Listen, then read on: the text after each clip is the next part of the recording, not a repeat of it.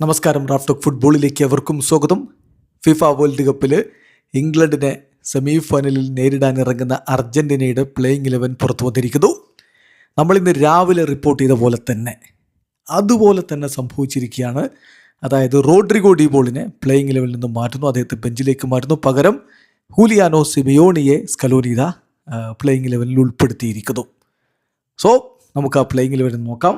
Goal കീപ്പറായി Dibu Martinez, ഡിഫൻസിൽ Molina, Cuti Romero, Lisandro Martinez, ഒപ്പം നിക്കോളാസ് ടാഗ്ലിയാഫിക്കോ. മധ്യനിരയിലേക്ക് വരുമ്പോൾ ഹൂലിയാനോ സിമിയോണി എത്തുന്നു. Simeone, Leandro Paredes, Alexis Mac Allister, Enzo Fernandez. മുന്നേറ്റത്തിൽ ലണൽ മെസ്സിയും ഹൂലിയൻ അൽവാരസും. അതായത് കഴിഞ്ഞ മത്സരത്തിൽ കളിച്ച സെയിം 11 നിന്നൊരു മാറ്റം.